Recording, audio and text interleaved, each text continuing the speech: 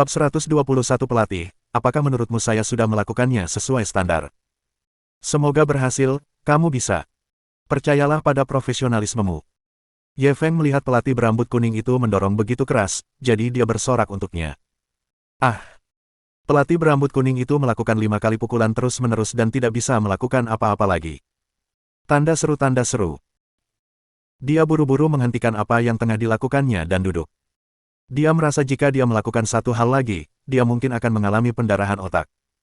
Uhuk, kau mengerti. Kalau kau bisa mencapai standar seperti itu dan berlatih selevel denganku, kau pasti lulus. Pelatihnya masih berusaha mencari penggantinya. Dia benar-benar keras kepala. Ye Feng mengangguk. Aku mengerti, tapi kalau aku ingin mencapai level pelatih, aku khawatir aku harus menambah jumlahnya. Sambil berbicara, dia menoleh kedua pelatih di sampingnya dan berkata, bantu aku menambah 50 kilogram lagi. Kedua pelatih itu mengira mereka salah dengar dan langsung saling memandang. Aku tidak salah dengar, kan? Dia mau nambah 50 kilogram lagi. Sudah 100 kilogram. Bisakah dia mengangkat 50 kilogram lagi? Meskipun keduanya bingung, mereka tetap mengikuti instruksi Ye Feng dan menambahkan 50 kilogram lagi ke barbelnya. Pada saat itu, semua orang di pusat kebugaran berhenti berolahraga dan berkumpul untuk menonton pertunjukan. Pelatih berambut kuning itu mencibir, bro, jangan memaksakan diri kalau kamu tidak bisa, 150 kilogram, kamu yakin bisa mengangkatnya? Akan ku coba. Ye Feng tersenyum tipis, lalu perlahan berbaring di bangku latihan. Dia memegang barbel itu dengan kedua tangan dan mendorongnya ke atas. 1, 5, 10. Dia tampak sangat santai. Pelatih berambut kuning itu merasakan sakit yang membakar di pipinya. Baru saja mengangkat beban seberat 100 kg saja sudah sangat sulit baginya, dan pembuluh darahnya hampir pecah. Namun, anak ini mengangkat beban seberat 150 kg dengan begitu mudahnya. Pelatih, apakah Anda ingin mencoba? Ye Feng duduk dan menatap pelatih dengan ekspresi tulus. Wajah pelatih berambut kuning itu berkedut. Anak ini jelas-jelas mencoba mempermalukannya. Itu 150 kg. Dia mungkin akan mati jika mencobanya. Ye Feng tidak terus mempersulitnya. Ia menoleh dan tersenyum pada kedua pelatih itu. Tambahkan 50 kg lagi. Semua orang yang hadir terkejut ketika mendengar ini. Sudah 150 kg, masih mau ditambah lagi. Apakah dia mencoba menantang batas-batas kemanusiaan? Meski terkejut, kedua pelatih itu tetap melakukan apa yang dikatakannya. Kali ini, Ye Feng jelas merasa bahwa dirinya tengah mengalami masa sulit.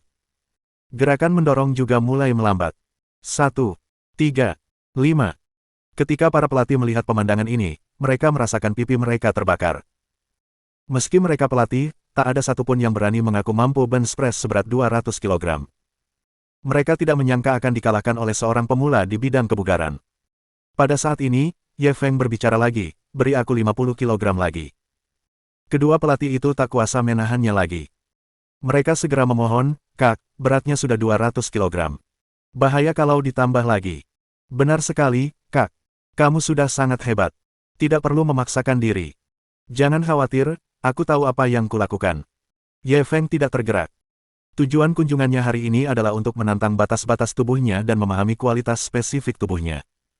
Bagaimana dia bisa menyerah di tengah jalan? Mereka berdua tidak punya pilihan selain menambahkan 50 kg lagi. Saat ini, berat barbel tersebut telah mencapai 250 kg, angka yang sangat mengerikan. Semua orang di pusat kebugaran itu menahan napas. Mereka tampak lebih gugup daripada Ye Feng. Ye Feng menarik napas dalam-dalam. Ia meraih barbel dan mengangkatnya. Beban yang ditanggungnya kali ini memang sudah mencapai batasnya. Prosesnya sangat berat, dan wajahnya mulai memerah. 1, 2, 3. Setelah mendorong 10 kali, dia akhirnya berhenti. Seisi pusat kebugaran langsung bertepuk tangan dengan meriah. Mereka belum pernah mendengar kekuatan yang begitu mengerikan. Lebih jauh lagi, Ye Feng bukanlah pria berotot dalam arti standar. Terutama bila dibandingkan dengan beberapa pelatih kebugaran yang kekar, ia hanya dapat digambarkan sebagai kurus dan lemah. Petik 1. Mereka tidak pernah menyangka bahwa tubuh seperti itu akan mengandung kekuatan yang begitu mengerikan. Ye Feng berdiri perlahan dan menatap pelatih pirang itu. Pelatih, apakah menurutmu aku melakukannya sesuai standar? Wajah pelatih berambut kuning itu telah berubah menjadi warna hati babi. Dia hanya ingin menggunakan kesempatan ini untuk pamer di depan Gulin. Dia tidak menyangka anak ini tidak akan memberinya muka. Dia kesulitan mengangkat beban 100 kg tadi. Namun, anak ini dapat mengangkat beban 250 kilogram. Dengan perbandingan seperti itu, dia tampak sangat tidak berguna. Memikirkan hal ini, dia cepat-cepat menatap Gulin. Lalu, dia melihat mata indahnya mengamati Ye Feng dengan penuh minat. Hal ini membuatnya semakin tidak senang. Ia langsung mencibir Ye Feng, apa gunanya punya kekuatan besar? Daya tahan tubuh sebenarnya lebih penting. Beranikah kau bersaing denganku dalam hal lari? Ye Feng mengangkat alisnya. Bagaimana kita bersaing? Pelatih berambut kuning itu menunjuk kedua treadmill di sebelahnya. Sederhana saja. Siapapun yang tidak bisa berlari lebih dulu, kalah. Bibir Ye Feng sedikit melengkung. Sesukamu. Mereka berdua lalu berjalan ke treadmill dan menyalakannya. Pelatih berambut kuning itu menyesuaikan mesinnya ke kecepatan 8 km per jam dan mulai berlari kecil. Namun Ye Feng tidak puas dengan kecepatan kura-kura ini, ia mulai meningkatkan kecepatannya. 10 km per jam, 15 km per jam, 20 km per jam. Akhirnya, ia mulai berlari di atas treadmill. Orang-orang di pusat kebugaran itu tercengang. Biasanya, kecepatan sekitar 8 km per jam adalah yang paling cocok. Dan dengan kecepatan Ye Feng, itu sangat menguras energi. Mungkin tidak akan lama lagi sebelum dia tidak bisa berlari lagi. Adik kecil, pelan-pelan sedikit. Kalau tidak, kamu tidak akan bisa lari lama-lama. Ya, kata pelatih, ini kompetisi untuk melihat siapa yang bisa berlari lebih jauh. Kalau lari kayak gini, tenaganya bakal cepat habis. Adik kecil, jangan sok berani. Lihat cara pelatihnya berlari. Kamu harus belajar darinya. Banyak atlet yang telah diyakinkan oleh Ye Feng mencoba membujuknya dengan niat baik. Namun, Ye Feng tetap bergeming. Ia terus meningkatkan kecepatannya. Dia mempercepat lajunya hingga mencapai 50 km per jam. Kedua kakinya berlari seolah-olah sedang terbang. Kerumunan orang hanya dapat melihat sisa-sisa kedua kakinya. Bab 122 Aku sudah memberimu kesempatan, tapi kalian semua tak berguna. 5 menit berlalu. 10 menit berlalu. 20 menit. Waktu berlalu. Tanda seru. Semua orang tidak percaya, Ye Feng tidak menunjukkan tanda-tanda akan berhenti. Di sisi lain, pelatih pria sudah mulai terengah-engah. Ini sungguh mengerikan. Dia berlari selama lebih dari 20 menit dengan kecepatan 40 km per jam. Dia benar-benar bertindak seolah-olah tidak terjadi apa-apa. Bukankah kebugaran fisiknya agak terlalu abnormal? Akhirnya, pelatih berambut kuning itu tidak dapat bertahan lebih lama lagi dan terjatuh dari treadmill. Dia basah kuyup dengan keringat seolah-olah baru saja ditarik keluar dari air. Ia terbaring di tanah, megap-megap. Ia bahkan tak punya tenaga untuk mengangkat satu jari pun. Di sisi lain, Ye Feng masih berlari dengan kecepatan penuh. Dia berlari selama 10 menit lagi sebelum dia berhenti perlahan. Dan saat dia berhenti, hanya ada sedikit keringat di dahinya, dan tampaknya dia belum mencapai batasnya. Pelatih, apakah kita masih akan bertanding? Ye Feng perlahan berjalan ke arah pelatih berambut kuning dan berjongkok di sampingnya, memperlihatkan senyum yang tidak berbahaya. Dibandingkan dengan, aku tidak bisa membandingkan, kamu menang.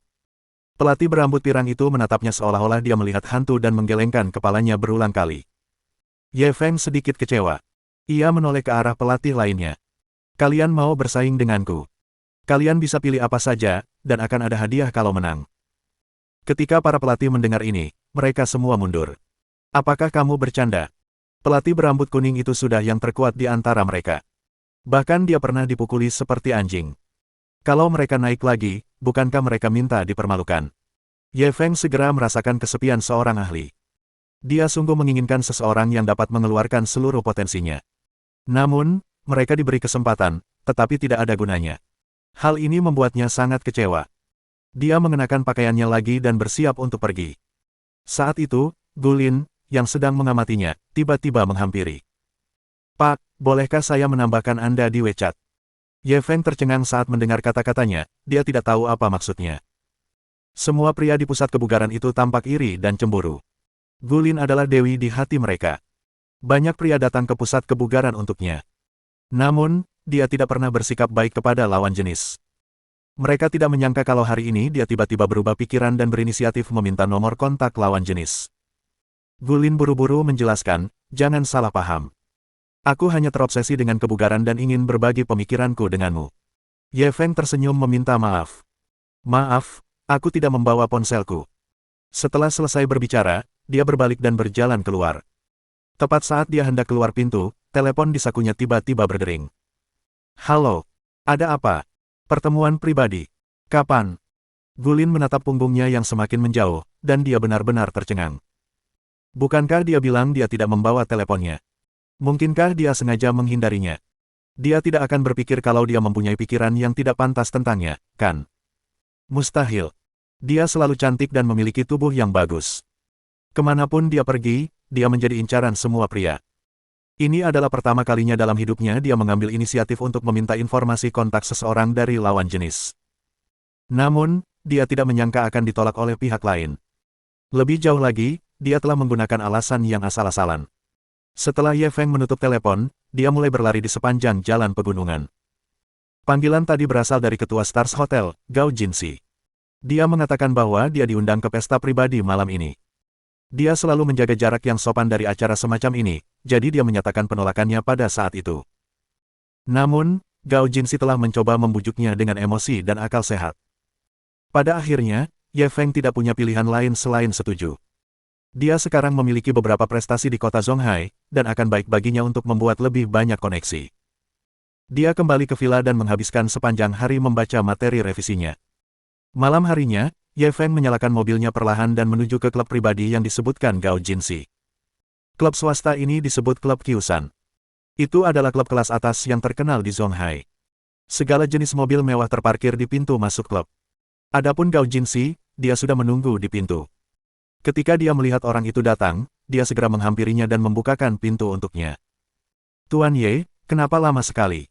Perjamuannya sudah dimulai. Mendengar ini, wajah Ye Feng menjadi muram. Apa? Apa kau mengeluh aku terlambat?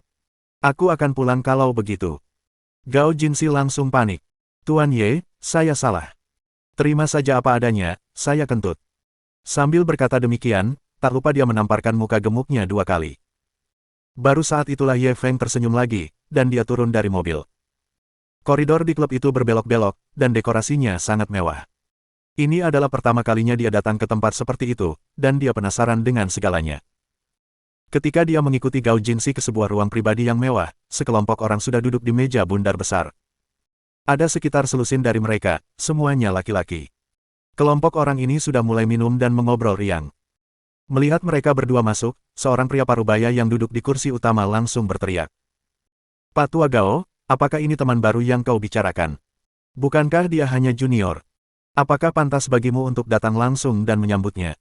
Yang lainnya juga setuju. Benar sekali, kita tidak boleh terlalu memanjakan anak muda ini.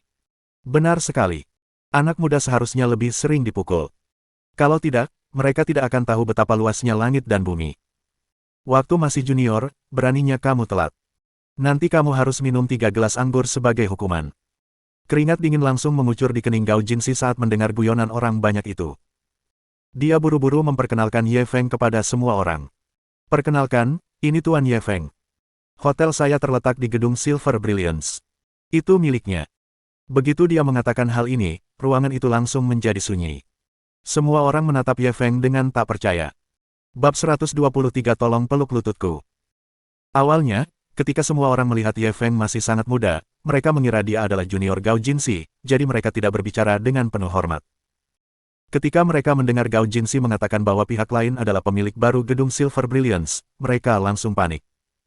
Gedung Silver Brilliance merupakan bangunan penting di kota Zonghai. Banyak perusahaan terkemuka di Zonghai berkantor pusat di sana. Tanda seru.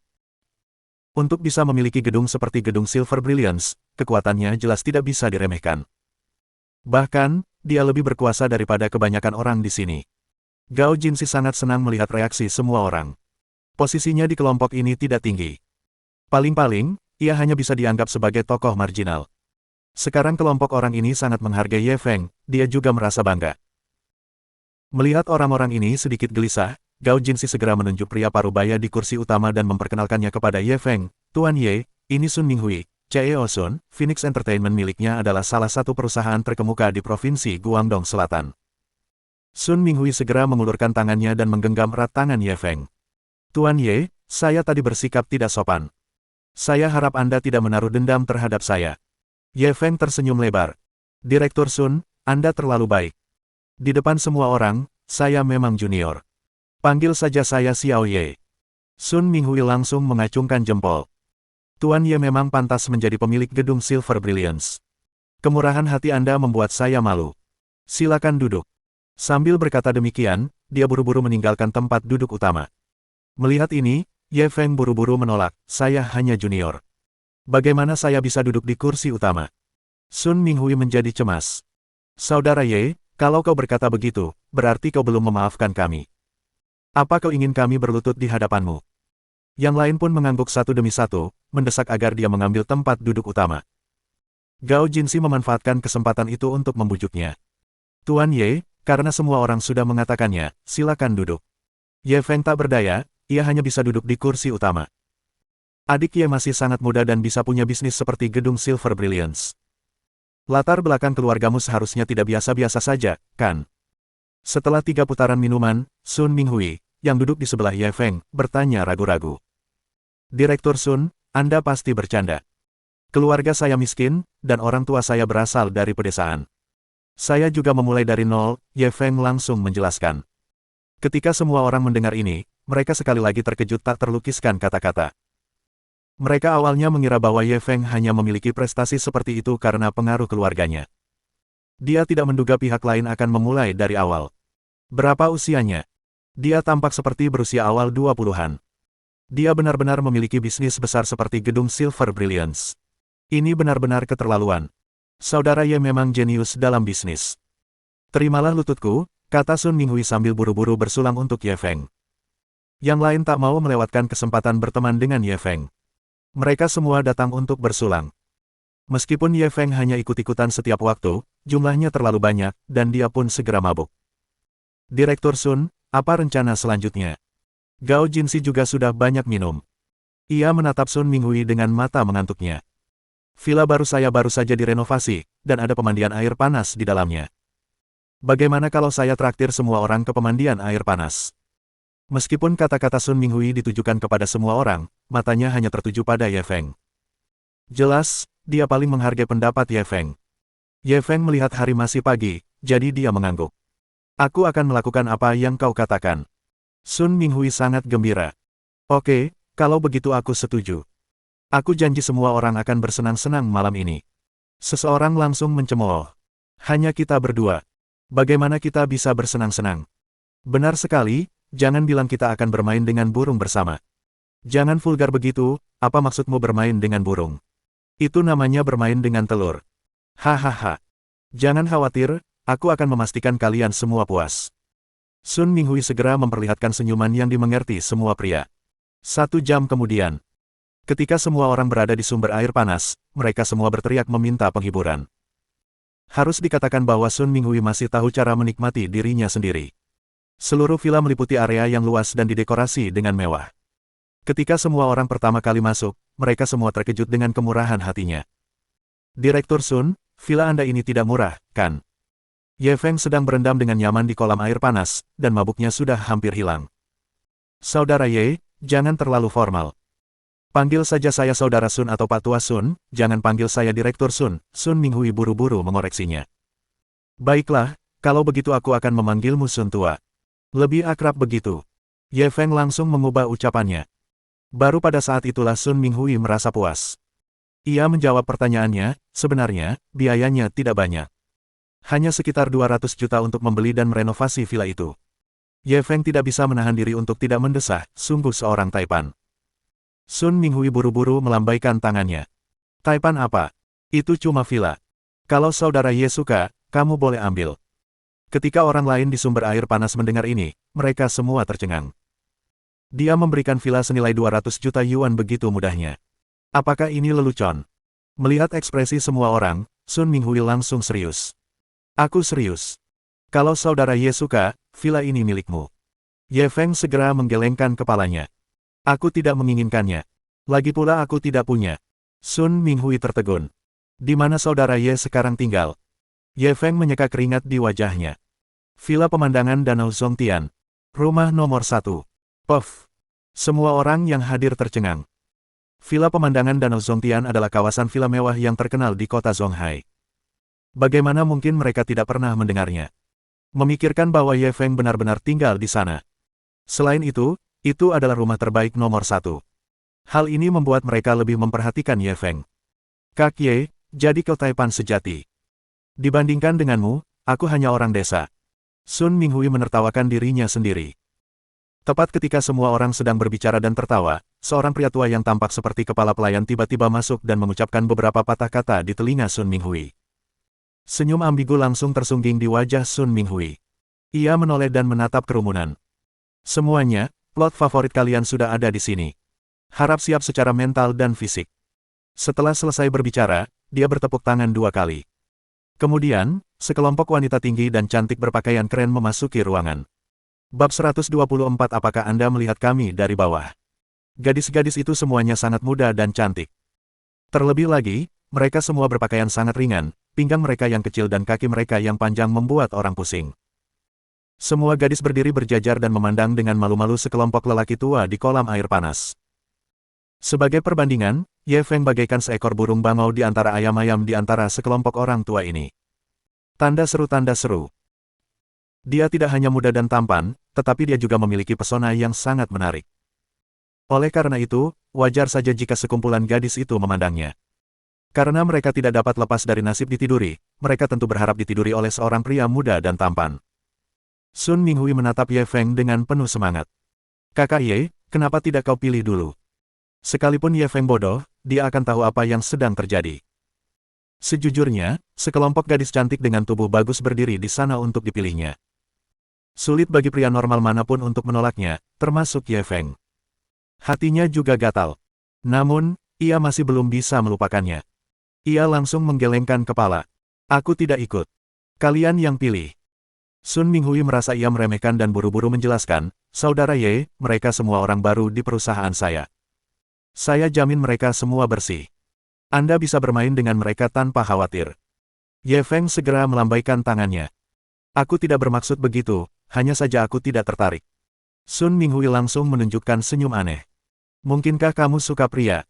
Aku punya banyak pria tampan di perusahaanku, dan mereka punya berbagai macam gaya dan tipe. Mau aku carikan kalian berdua? Ye Feng hampir muntah darah. Dia memelototinya. Kaulah yang suka pria. Sun Minghui tak punya pilihan selain melirik yang lain. Karena saudara Ye begitu sensitif, kenapa kita yang tua tidak memilih dulu dan menyisakan 2 untuknya? Semua orang langsung mengangguk setuju. Lalu mereka semua bergegas keluar dari sumber air panas itu. Harus dikatakan bahwa sekumpulan orang tua ini semuanya adalah rubah tua yang licik. Dalam konteks cara-cara duniawi, mereka pasti telah mengolahnya hingga ke titik sempurna. Di antara gadis-gadis ini, ada 2 yang sangat luar biasa. Baik penampilan maupun bentuk tubuhnya, semuanya bermutu tinggi. Akan tetapi, kelompok orang tua ini secara diam-diam telah sepakat untuk tidak memilih kedua orang tersebut, melainkan memilih orang-orang lain yang sedikit kurang rupawan. Ye Feng tentu saja mengerti niat mereka. Keduanya ditinggalkan untuknya. Hal ini langsung membuatnya sakit kepala. Jika dia menolak mereka lagi, bukankah dia akan mengecewakan niat baik mereka? Haruskah dia? Mengapa dia harus dengan enggan mengikuti mereka? Seperti dugaan kami, setelah rombongan orang tua itu selesai memetik, hanya 2 orang gadis saja yang tertinggal. Gadis-gadis lain yang terpilih memandang mereka berdua dengan rasa iri. Lagi pula, Ye Feng adalah pria termuda dan tertampan di sini. Siapa yang tidak ingin dipilih olehnya? Sayangnya, mereka tidak memiliki keberuntungan ini. Sun Minghui menoleh ke arah Ye Feng lagi. Saudara Ye, sepertinya ini memang kehendak langit. Kenapa kau tidak menerimanya dengan berat hati? Anggap saja ini sebagai bentuk bantuan bagi mereka. Ye Feng bingung. Membantu mereka? Bagaimana aku bisa membantu? Mereka semua ingin memasuki industri hiburan dan menjadi selebritas, tetapi industri ini terlalu terpuruk, dan persaingannya terlalu ketat. Jika mereka tidak berusaha, mereka bisa lupa untuk meraih kesuksesan besar di masa depan. Sun Minghui memasukkan tangannya ke dalam pakaian gadis itu. Mereka akan menemanimu, dan kau akan memberi mereka beberapa sumber daya. Ini perdagangan yang adil, dan kita masing-masing akan mendapatkan apa yang kita butuhkan. Ye Feng merasa ada sesuatu yang salah, tetapi dia tidak dapat menjelaskannya. Kak Ye, meskipun mereka tidak tidur denganmu, mereka harus tidur dengan orang lain. Ini takdir mereka. Sungguh keberuntungan mereka bisa bertemu pria muda dan tampan sepertimu. Setelah Sun Minghui menyelesaikan perkataannya, dia berjalan ke atas sambil menggendong gadis itu dalam pelukannya. Yang lainnya juga bangkit dan kembali ke kamar masing-masing yang telah diatur oleh Direktur Sun sebelumnya. Tak lama kemudian, hanya Ye Feng dan kedua gadis itu yang tersisa di kolam air panas. Suasananya agak canggung. Ayo pergi. Ye Feng menatap mereka berdua dengan tatapan penuh tanya. Kedua gadis itu sedikit gugup, dan mereka setuju dengan suara seperti nyamuk. Ye Feng tidak berkata apa-apa lagi. Ia berdiri dan berjalan keluar dari pemandian air panas. Kedua gadis itu sangat jeli dan segera melilitkannya handuk mandi ke tubuhnya. Sun Minghui telah menyiapkan kamar untuknya sebelumnya. Ruangannya sangat luas dan didekorasi dengan mewah. Setelah Ye Feng memasuki ruangan, dia pergi mandi. Ketika dia keluar dari kamar mandi, dia melihat dua gadis duduk di sudut tempat tidur. Mereka seperti dua ekor domba yang menunggu untuk disembelih. Dia perlahan berjalan mendekati mereka berdua. Kalian tidak mau mandi?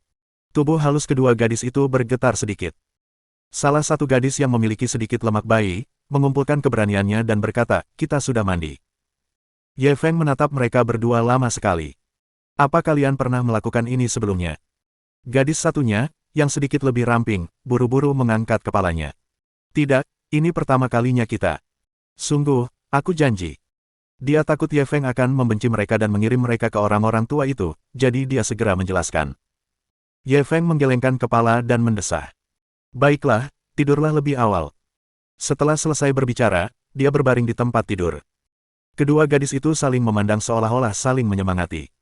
Kemudian, mereka menggelepar di tubuh Ye Feng dan mulai. Ye Feng terkejut dan matanya terbuka lagi. Kalian, apa yang kalian lakukan? Gadis dengan sedikit lemak bayi itu begitu ketakutan hingga wajahnya memucat. Apa kami menyakitimu? Kami akan bersikap lembut. Ye Feng sakit kepala. Aku tidak bermaksud begitu. Gadis lain yang bertubuh kurus juga buru-buru berkata, maksudmu, kamu ingin terus terang, yang itu. Sambil berbicara, dia hendak melepaskan pakaian yang dikenakannya. Ye Feng buru-buru meraih pergelangan tangannya. Kau salah paham. Aku tidak berniat menyentuhmu. Aku akan tidur di tempat tidur, kau bisa tidur di sofa. Kedua gadis itu tercengang ketika mendengarnya. Setelah sekian lama, gadis montok itu tiba-tiba terisak-isak. Tuan Ye, apa Anda meremehkan kami? Kami sangat bersih. Ye Feng tercengang. Bab 125 bisnis kecil, tak layak disebutkan. Semenjak Ye Feng menjadi kaya, dia memang banyak menerima petunjuk dari para gadis. Namun, baru kali ini ada yang menangis dan memohon padanya untuk melakukan aturan-aturan yang tak terucapkan. Karena itu pula dia tidak tahu bagaimana harus menanggapi situasi seperti itu. Gadis kurus itu mungkin melihat kebingungannya dan buru-buru menjelaskan, Direktur Sun berkata bahwa jika kita tidak bisa melayani Tuan Ye dengan baik, dia tidak hanya tidak akan memberi kita sumber daya, tetapi dia juga akan melarang kita. Tanda seru. Ye Feng mendengar ini dan mengutuk dalam hatinya. Orang tua ini, bukankah dia memaksa orang baik untuk melakukan ini? Jangan khawatir, aku akan memberitahunya dan tidak membiarkan dia mempersulitmu. Dia tidak punya pilihan selain memberikan 2 pil penenang. Tapi, sekalipun Direktur Sun tidak mempersulit kita, dia pasti tidak akan memberi kita sumber daya. Lalu, cepat atau lambat, kita tidak akan bisa lepas dari nasib mengambil inisiatif untuk mencari aturan tak tertulis. Setidaknya, kami tidak membencimu. Kalau pemainnya diganti, kita nggak akan punya pilihan. Gadis kurus itu tampak sangat tertekan dan hampir menangis. Ye Feng menggelengkan kepalanya sambil tersenyum.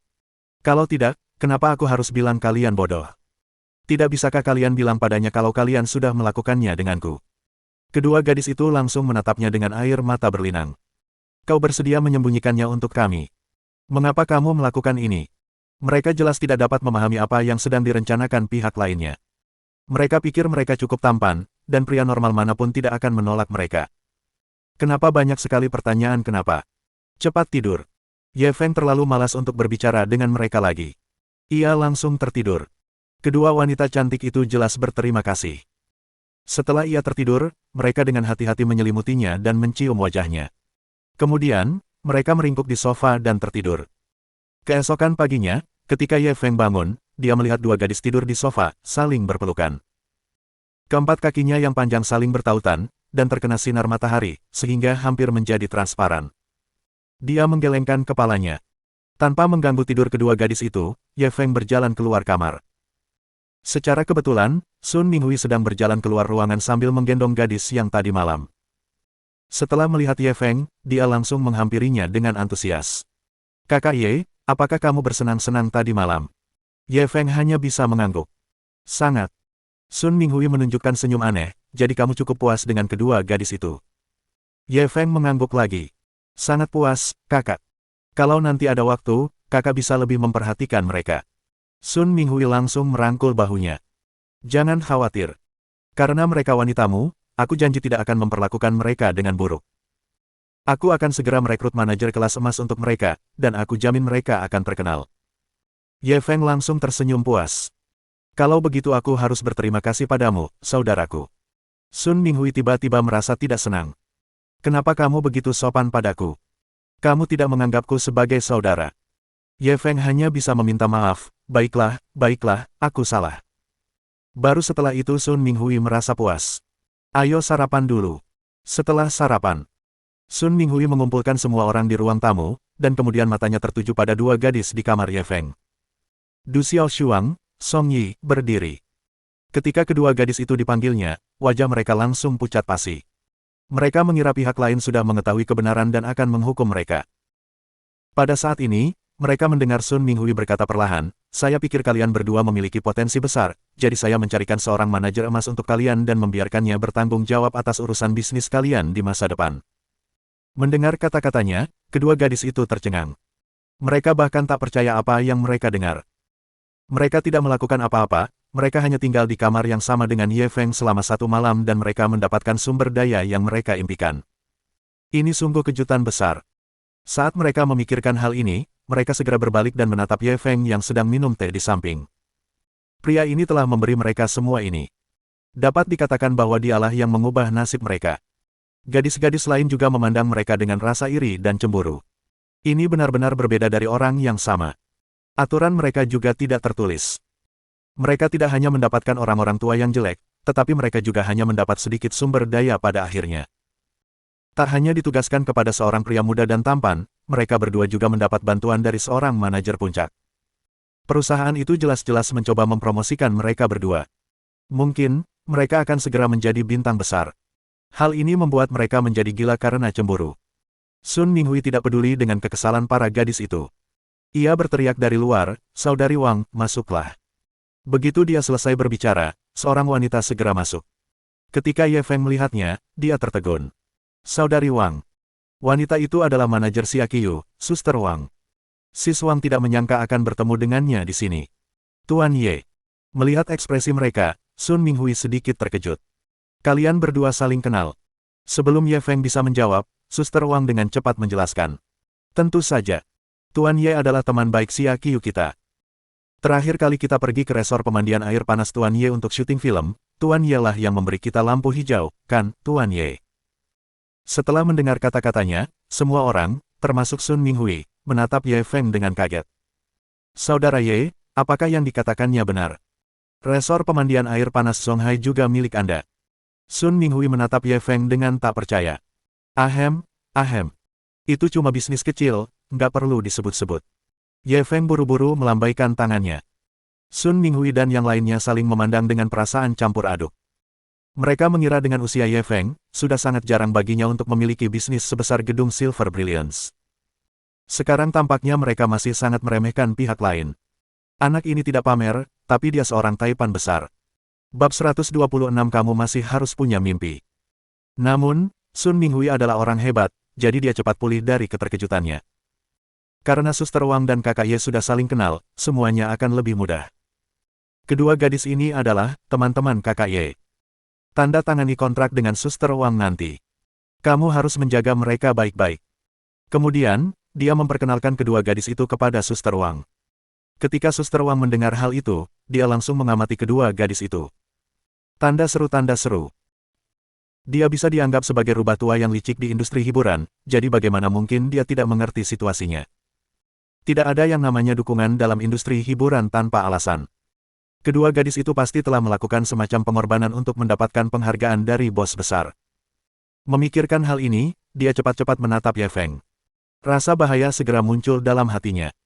Tampaknya dia harus mendesak Xiaqiu untuk mengambil inisiatif saat dia kembali. Jika tidak, Tuan Ye mungkin akan jatuh cinta dengan orang lain. Dia berharap hubungan dia dengan kedua gadis itu hanya sebentar saja. Bagaimanapun, Xiaqiu adalah pohon uangnya. Dan juga karena pemikiran saudari Wang, Ye Feng menerima telepon Xia Qiu tidak lama setelah dia kembali dari tempat Sun Minghui. Saya dengar dari Suster Wang kalau dia baru saja merekrut 2 orang baru. Apakah mereka teman-temanmu? Xia Qiu tidak bertele-tele dan langsung ke intinya. Bukan teman sejati. Aku hanya melihat mereka cukup menyedihkan, jadi aku membantu mereka, jawab Ye Feng jujur. Kamu orangnya baik banget. Mereka bahkan bukan teman, tapi kamu rela ngasih begitu banyak sumber daya buat ngedukung 2 pendatang baru. Kata-kata Xia Qiu agak masam. Ye Feng sedikit mengernyit. Bukan aku yang ingin mempromosikan mereka, tapi perusahaan temanku yang ingin mempromosikan mereka. Apa hubungannya denganku? Xia Qiu sedikit gelisah. Bisakah kau menjamin bahwa kau tidak ada hubungannya dengan mereka sama sekali? Kemarahan Ye Feng pun memuncak. Perlukah aku berjanji? Terserah kau mau percaya atau tidak. Kau, dasar orang jahat. Xia Qiu menutup telepon dengan marah. Saudari Wang, yang berdiri di sampingnya, tampak cemas. Nyonya, saya hanya meminta Anda untuk mengobrol dengan Tuan Ye. Bagaimana mungkin Anda bertengkar dengannya? Xia Qiu masih merajuk. Dia. Bagaimana mungkin aku tidak marah kalau dia tidak menyesal melakukan hal kotor seperti itu? Kepala Suster Wang mulai sakit. Mungkin apa yang dikatakan Tuan Ye benar. Dia tidak melakukan apa-apa tadi malam dan hanya ingin membantu kedua gadis itu. Wajah Xia Qiu memucat. Kau percaya itu? Saudari Wang kehilangan kata-kata. Kalaupun mereka melakukan sesuatu, apa hakmu untuk mengkritik mereka? Apa kau pacarnya? Giliran Xia Qiu yang terdiam. Dia begitu terfokus pada kemarahannya sehingga dia lupa sama sekali akan identitasnya. Tepatnya, dia dan Ye Feng hanyalah teman biasa.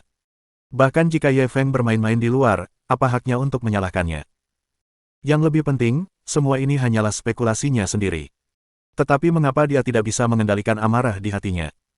Saudari Wang segera berkata, cepat dan telepon Tuan Ye untuk meminta maaf dan meminta pengampunannya. Xia Qiu menoleh ke samping. Aku tidak mau. Suster Wang langsung panik. Nyonya, sekarang bukan saatnya Anda mengamuk. Kalau kamu tidak segera menyenangkannya, dia akan direnggut orang lain. Saat itu, kamu bahkan tidak punya tempat untuk menangis. Kalau dia dicuri, ya sudahlah, siapa yang mau? Aku benci dia, kata Xia Qiu sambil air mata mengalir deras. Ia lalu bangkit dan berlari keluar.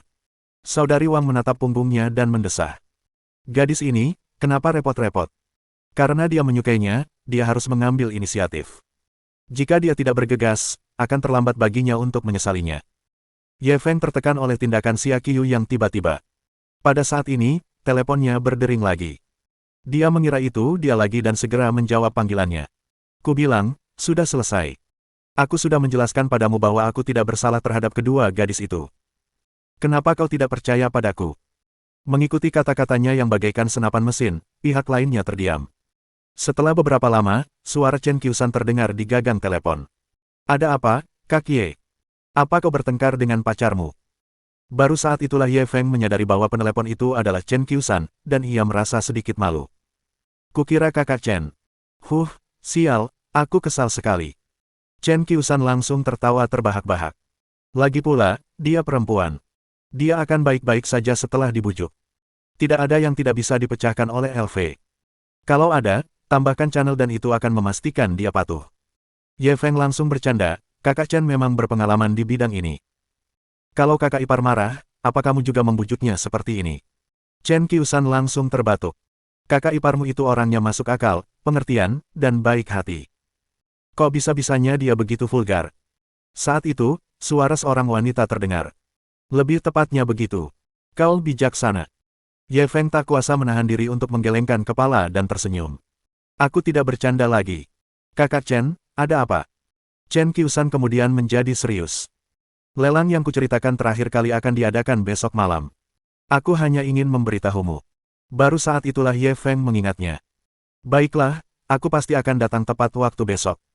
Chen Qiusan mengobrol dengannya sebentar sebelum menutup telepon. Ye Feng melempar ponselnya ke samping, ia mengeluarkan peta harta karun Raja Siang yang diperolehnya dari kota kuno. Dia mengamatinya dengan saksama selama beberapa saat, tetapi tetap tidak menemukan petunjuk apapun. Dia tidak dapat menahan diri untuk tidak menantikan pelelangan besok. Dia berharap besok dia akan berhasil mendapatkan peta harta karun itu. Meskipun peluang untuk mengumpulkan semuanya tipis, dia masih ingin mencobanya. Dia masih harus punya mimpi. Bagaimana jika itu menjadi kenyataan? Bab 127 Pengaturan Takdir.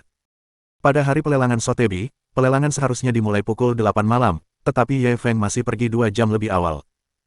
Dia tidak sabar untuk mendapatkan bagian lain dari peta harta karun itu. Itu karena dia benar-benar ingin mengetahui rahasia apa yang tersembunyi di dalam harta rahasia legendaris Raja Siang ini. Tepat saat dia mengendarai Ferrari Enzo miliknya menuju rumah lelang Sotheby's, sebuah pemberitahuan sistem tiba-tiba berdering di telinganya. Tanda seru. Navigasi beruntung terdeteksi, bantu Su Jingxin keluar dari bahaya. Navigasi sistem diaktifkan, silakan berkendara 20 meter ke depan di jalan saat ini dan belok kanan. Ye Feng tercengang. Su Jingxin dalam bahaya. Tanpa ragu sedikit pun, dia langsung mempercepat lajunya. Mengikuti navigasi sistem, Ye Feng melihat Su Jingxin berjalan di depannya dari kejauhan.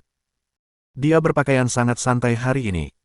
Dia pasti baru saja kembali berbelanja karena dia masih membawa banyak tas. Seorang pria licik mengikutinya sekitar 10 meter di belakang. Dilihat dari kemampuan melacak pria itu, dia jelas merupakan residivis. Ye Feng segera memacu mobilnya dan bergegas menghampiri lelaki itu, menghalangi jalannya. Tepat saat pria itu panik, dia sudah mendorong pintu hingga terbuka dan keluar dari mobil. Kemudian, ia menyerbu ke depan dan melompat saat jaraknya sekitar 2 meter dari lelaki itu, sambil memberikan tendangan terbang yang cepat dan dahsyat. Reaksi lelaki itu cepat dan dia langsung menghindar ke samping. Namun dia masih tertendang di bahunya.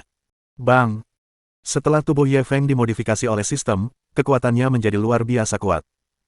Bahu pria itu mengeluarkan suara, kaca, dan lengannya langsung terkilir. Wajah lelaki itu berkedut kesakitan, dan butiran-butiran keringat mengalir di dahinya. Ye Feng tidak berhenti.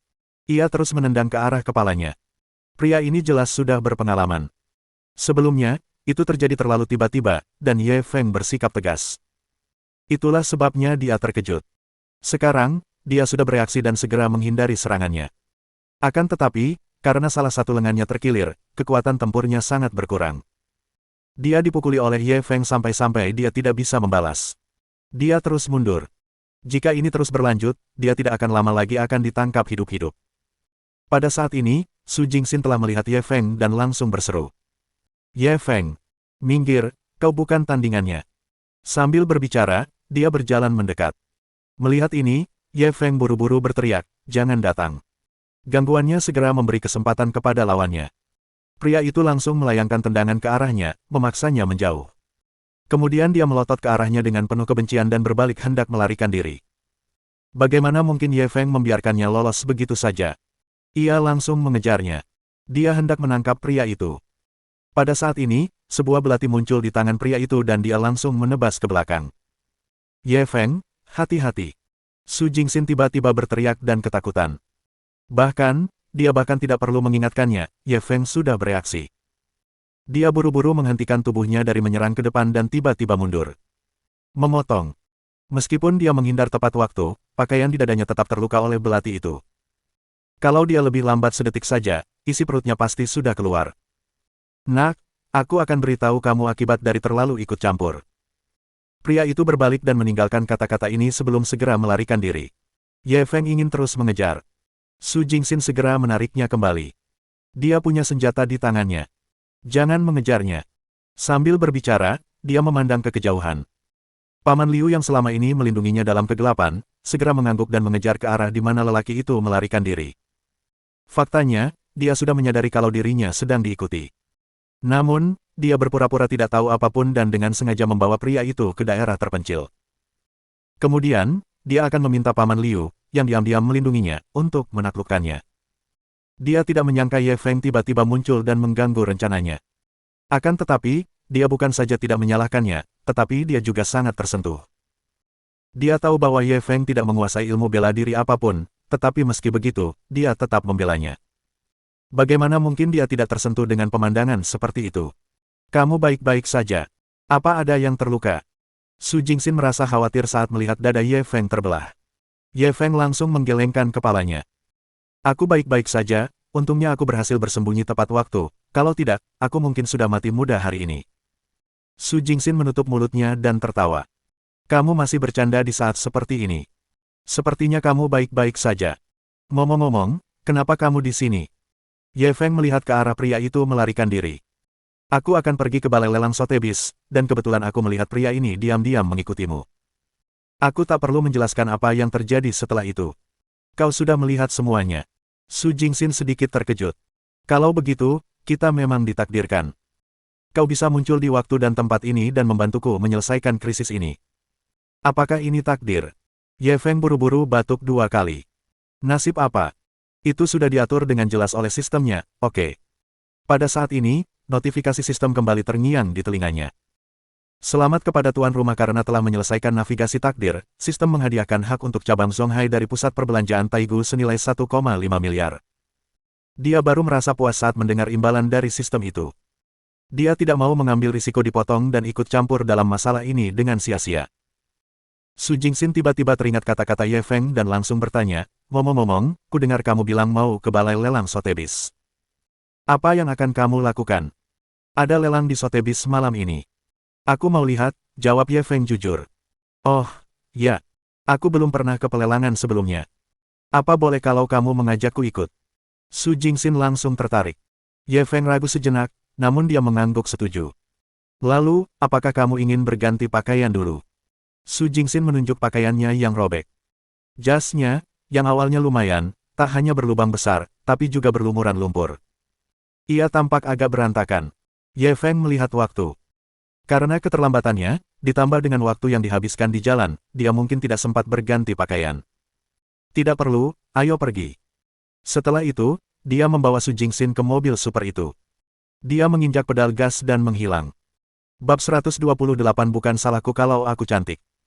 Ketika Ye Feng dan Su Jingxin tiba di rumah lelang Sotheby, tempat itu sudah ramai dikunjungi orang. Setelah menunjukkan kartu undangan yang diberikan Chen Qiusan kepadanya, meskipun Ye Feng tampak acak-acakan, petugas keamanan segera membiarkannya lewat. Bagaimanapun, Chen Qiusan telah memberinya kartu undangan VIP berlian. Dengan kartu undangan ini, Ye Feng bisa meminta rumah lelang untuk menyediakan ruang pribadi kelas atas. Tanda seru. Akan tetapi, akan terlalu mencolok jika memasuki ruang pribadi kelas atas. Ye Feng datang ke sini hari ini untuk menawar pecahan peta harta karun. Dia tidak ingin menimbulkan masalah lagi. Oleh karena itu, dia membawa Su Jingxin ke sudut dan duduk. Namun, daya tarik Su Jingxin terlalu kuat. Meskipun ia duduk di sudut, ia tetap menarik banyak orang untuk menoleh. Seharusnya aku tidak membawamu ke sini, Ye Feng tak dapat menahan diri untuk mengeluh. "Kau menyalahkanku. Bukan salahku kalau aku cantik." Su Jingxin merasa dirugikan. "Apakah itu masih salahku? Aku bukan ayahmu," jawab Ye Feng. "Beraninya kau memanfaatkanku. Apa kau mau dipukuli?" Su Jingxin mengangkat tinju kecilnya dan hendak memukulnya. "Maaf, aku salah." "Haha." Ye Feng cepat-cepat menghindar. Tepat saat mereka berdua asyik bercanda, seorang pria tampan tiba-tiba menghampiri mereka. "Nona, apakah kita pernah bertemu sebelumnya?" Ketika pria itu datang, dia menatap Su Jingxin dengan tatapan sembrono. Su Jingxin kembali tenang. "Caramu merayu orang sudah ada sejak 800 tahun yang lalu, kan?" Pria itu menunjukkan senyum yang menurutnya menawan. "Jadi, aku mencoba merayumu 800 tahun yang lalu. Pantas saja kau terlihat begitu familiar."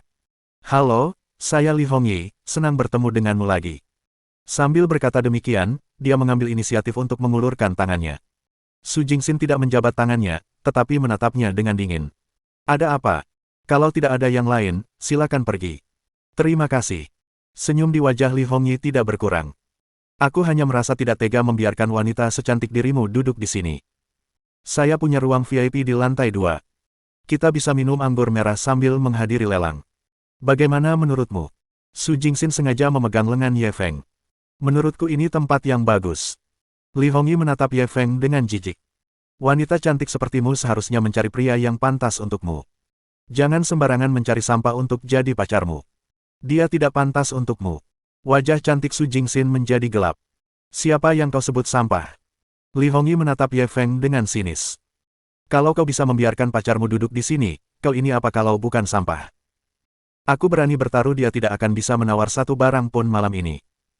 Ye Feng mengenakan setelan yang compang camping, dan dia tampak sedikit malu. Su Jingxin mendengus dingin. "Kau meremehkan kami." Li Hongyi tidak marah.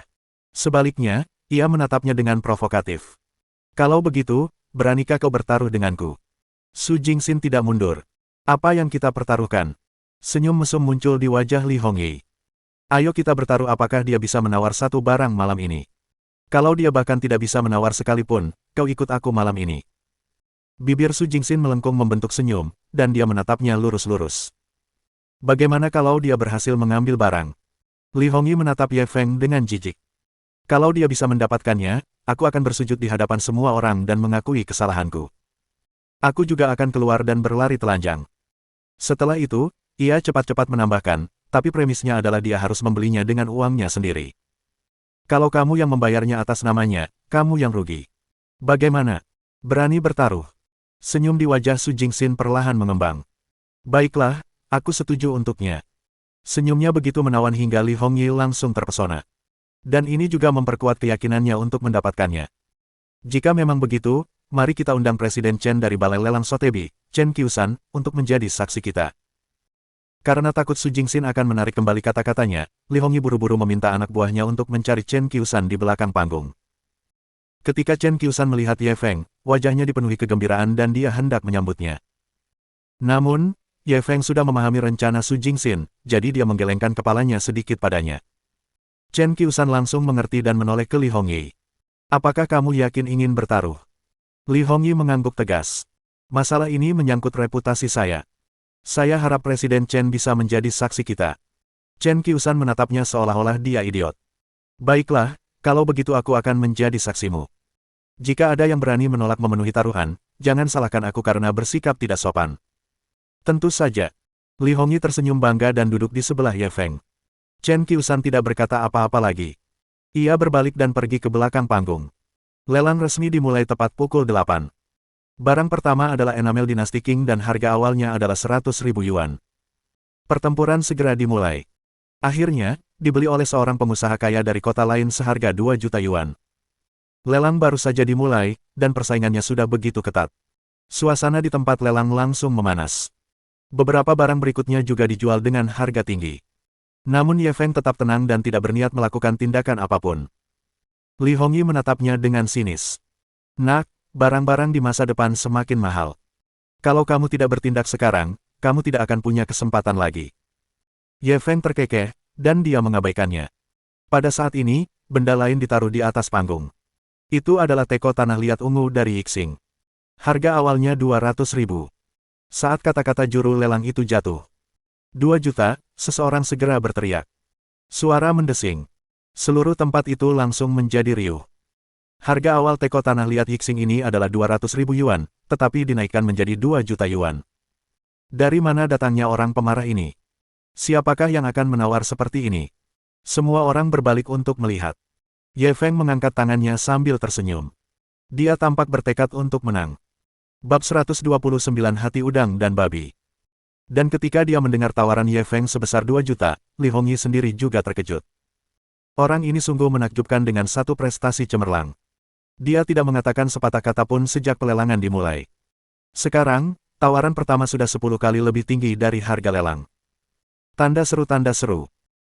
Bukan beginilah seharusnya segala sesuatunya berjalan. Belum lagi dia, bahkan Su Jingxin pun terkejut. Ia segera menarik lengan baju Ye Feng dan berkata, apa kau gila? Meskipun dia tahu Ye Feng kaya, dia tidak mampu melakukan itu. Harganya jauh melebihi nilai teko tanah liat ungu. Ye Feng memberinya senyum meyakinkan. Jangan khawatir, aku tahu apa yang harus dilakukan.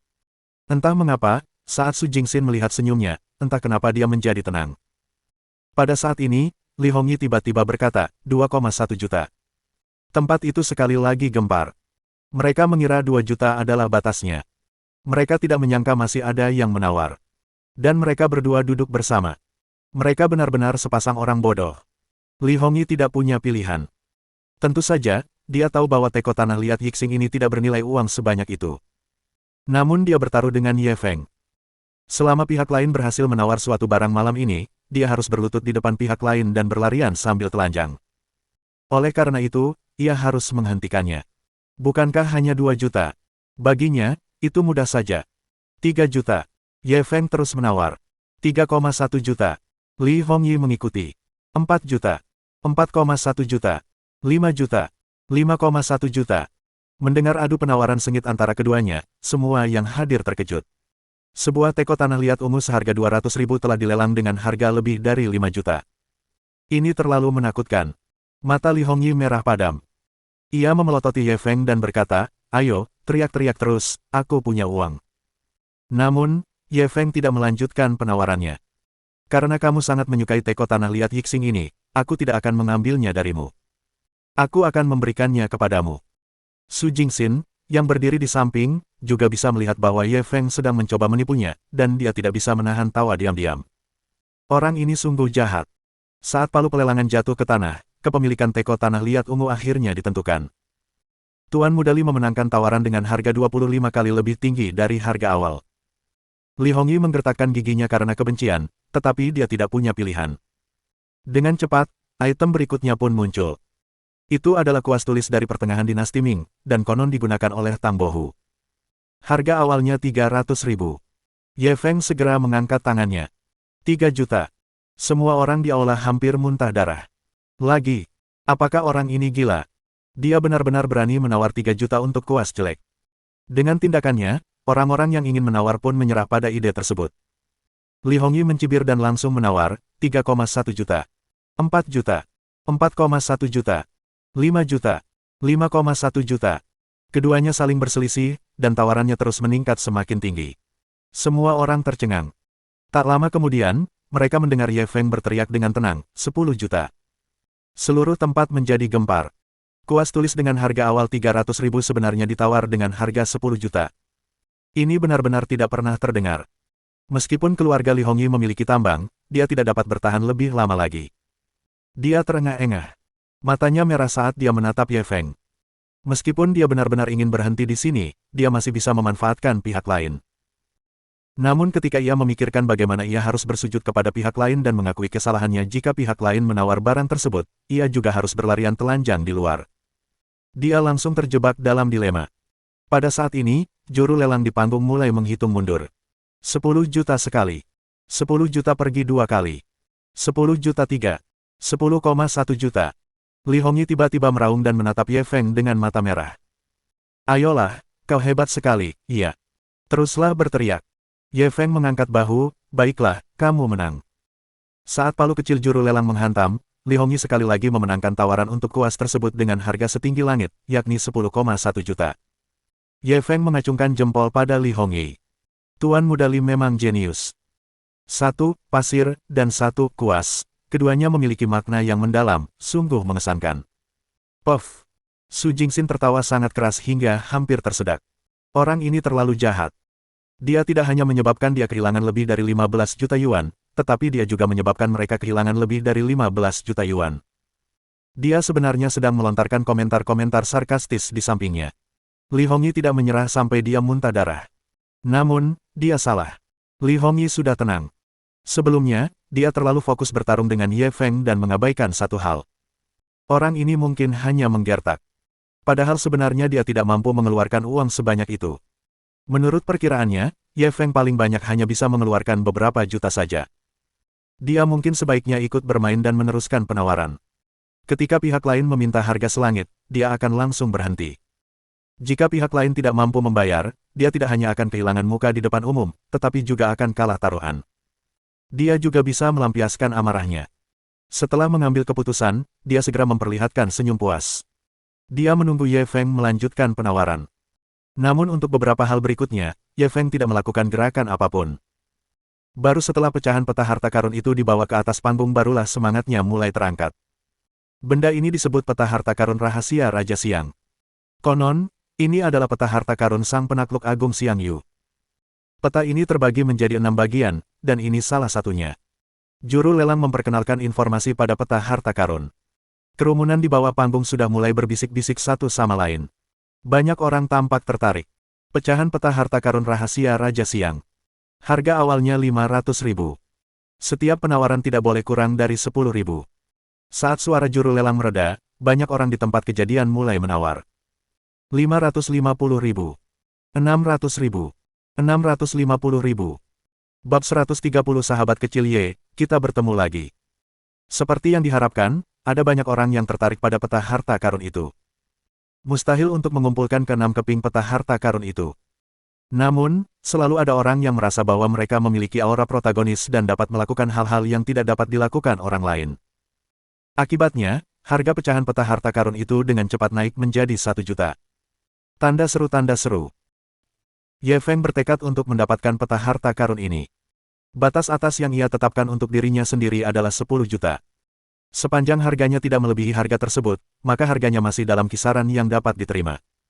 Tepat saat dia hendak menawar, Li Hongyi, yang diam-diam mengamatinya dari samping, segera mengambil alih pimpinan. 2 juta. Dia sudah bertekad untuk menipu Ye Feng, jadi dia menaikkan harganya 2 kali lipat. Lalu, ia menunjukkan senyum provokatif. Dengan aku di sini, jangan coba-coba membeli barang malam ini. Ye Feng sedikit mengernyit. Bajingan ini ingin melawannya sampai mati. Jika dia terus menawar, dia akan jatuh ke dalam perangkap pihak lain. Bahkan jika dia akhirnya bisa mendapatkannya, dia mungkin harus mengeluarkan banyak uang. Meskipun dia sangat menginginkan pecahan peta harta karun itu, dia tidak ingin boros. Saat dia sedang ragu-ragu, tiba-tiba dia mendengar suara seorang lelaki tua dari lantai 2. 2,1 juta. Entah mengapa, orang-orang yang tadinya ingin menawar, semuanya berhenti setelah mendengar tawaran lelaki tua itu. Mereka semua memandang ke lantai 2 dengan ekspresi yang sangat hormat. Bahkan ekspresi Li Hongyi berubah drastis. Dia tidak lagi memiliki ekspresi sembrono seperti sebelumnya dan sekarang gemetar ketakutan. Ketika Ye Feng melihat ekspresi semua orang, dia tidak bisa tidak merasa sedikit aneh. Siapakah penawar ini? Itu benar-benar dapat membuat ekspresi semua orang berubah. Dan dia nampaknya pernah mendengar suara ini sebelumnya, tetapi dia tidak dapat mengingat di mana dia mendengarnya. Pada saat ini, juru lelang sudah memulai tawaran terakhir. 2,1 juta sekali jalan. 2,1 juta 2 kali.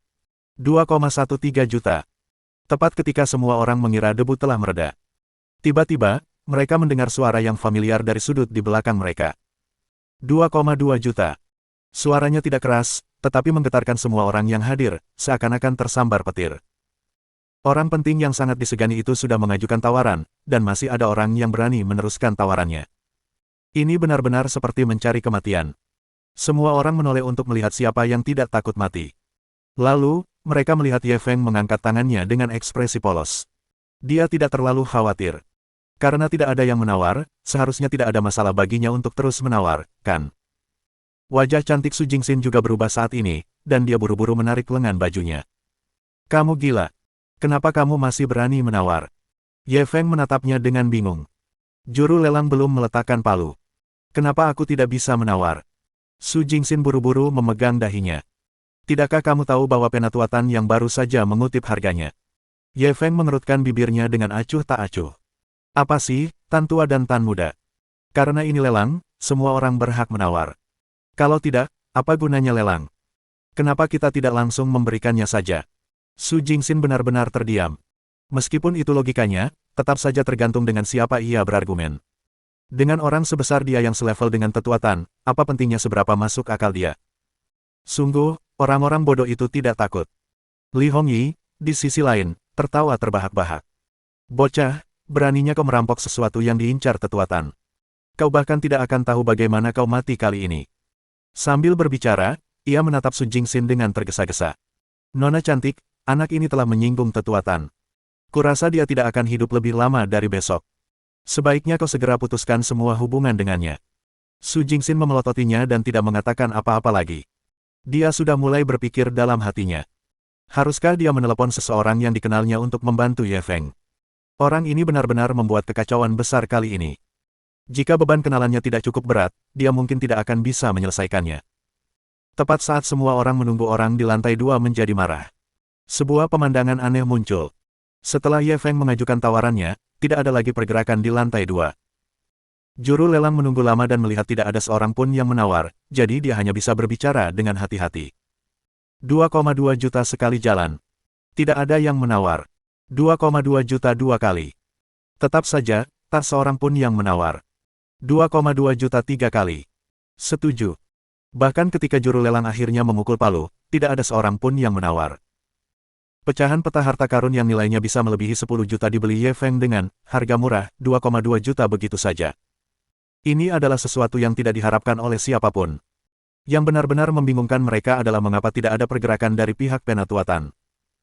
Secara logika, Bocah nakal itu telah bersikap tidak hormat kepadanya di depan umum, jadi seharusnya ia tidak membiarkan dia begitu saja lepas. Tepat saat semua orang tercengang, mereka melihat seorang lelaki tua berpakaian tang putih berjalan menuruni tangga perlahan-lahan dengan bantuan anak buahnya.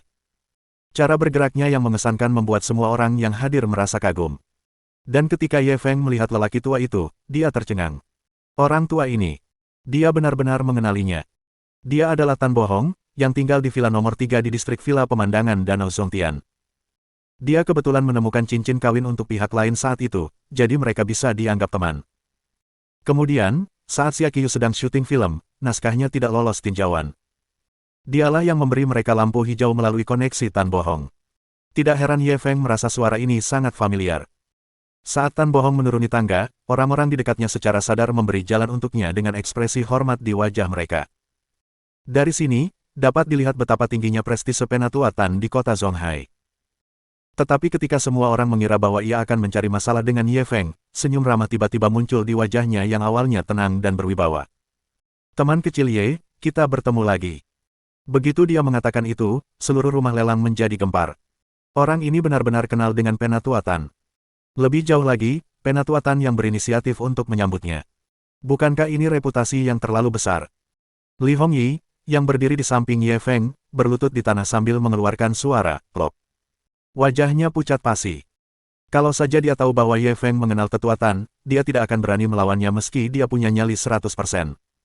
Kali ini, dia sudah mati. Mohon dukungan dari omom ante-ante sekalian, buat subscribe atau sharekan novel Mimin ke Facebook kalian, agar channel Mimin bisa terus berkembang. Dengan begitu, Mimin bisa lebih semangat untuk up novel seru lain ke depannya. Sekiranya ada kebutuhan buat subback, silakan inbox Mimin atau tuliskan di kolom komentar, Mimin dulukan dengan ucapan terima kasih.